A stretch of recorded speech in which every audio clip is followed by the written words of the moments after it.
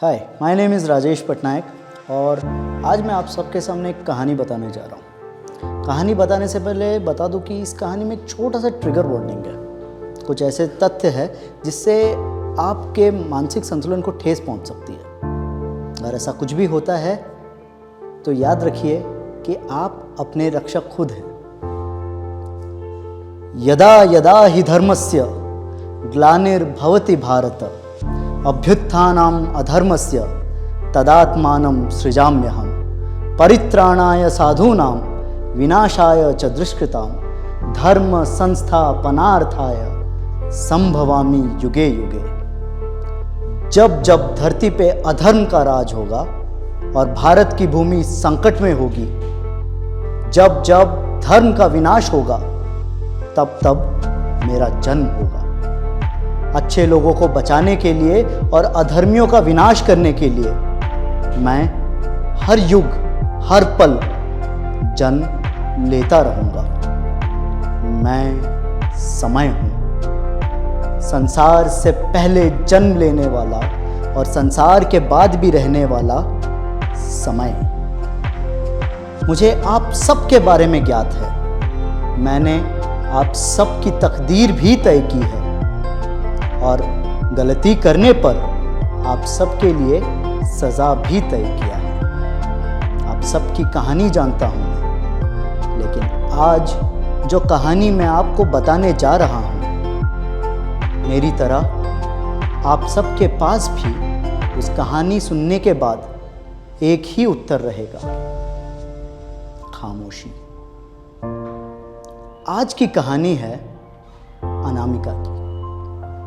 अनामिका एक छोटे से गांव खानापुर में एक 3 साल की बच्ची है, जो कि गांव वालों के साथ रोज हंसती खेलती रहती है। सच बताऊं तो अनामिका राधा और रहीम की बेटी है। क्या हुआ, चौंक गए? राधा और रहीम, जी हाँ।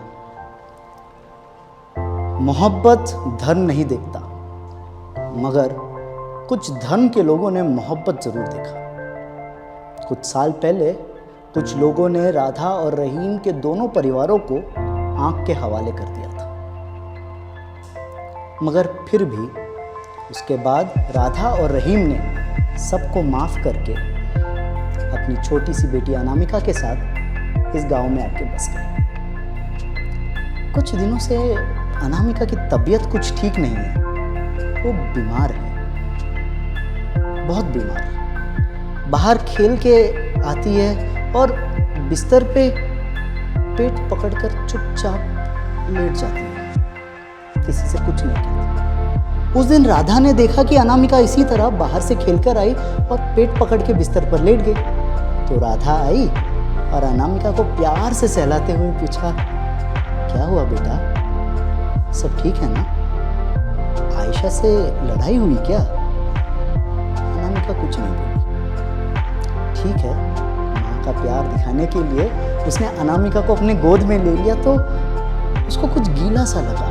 नजर घुमा के देखा तो बिस्तर पूरा लाल था, खून से लाल। एक बड़ी सी चीख निकली उसके मुंह से और राधा जमीन पर बैठ गई। उसकी चीख सुनकर आसपास के लोग घर के अंदर आए और कहा, अरे राधा, क्या हुआ?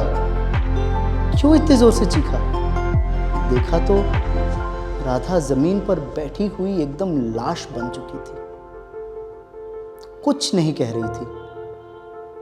इतने में किसी ने रहीम को खबर दी तो रहीम भागते हुए अंदर आया और राधा को पकड़ के पूछने लगा, राधा क्या हुआ?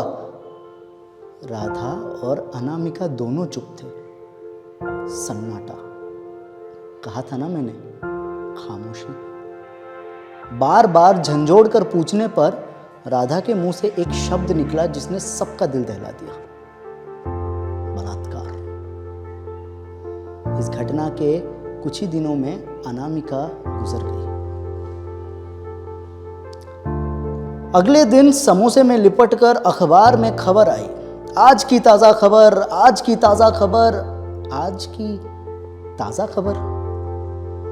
एक 3 साल की बच्ची के साथ हुआ सामूहिक बलात्कार। बलात्कारियों की उम्र 11 और 13 साल। अब मैं आप लोगों को ना उनका नाम बताऊंगा ना उनका धर्म, मगर आपको इतना बता दूं कि कुछ दिनों बाद रहस्यमय तरीके से उन दोनों बलात्कारियों की मृत्यु हो गई जेल में। दोनों चीज में एक ही चीज समान थी, दोनों का बिस्तर था खून से लाल। अब खैर आप लोग तो चले जाओगे, मैं तो समय हूं, मुझे तो उन बलात्कारियों के नाम भी पता है और उनका धर्म भी, मगर आप सबकी तरह मेरे पास भी एक ही उत्तर है, खामोशी। वो देखिए आपके बाजू में ही बैठी है अनामिका और उसकी माँ वो दूर से गाना गा रही है। क्या है वो?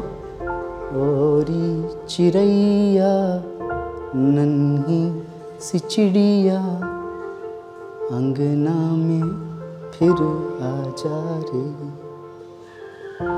Thank you.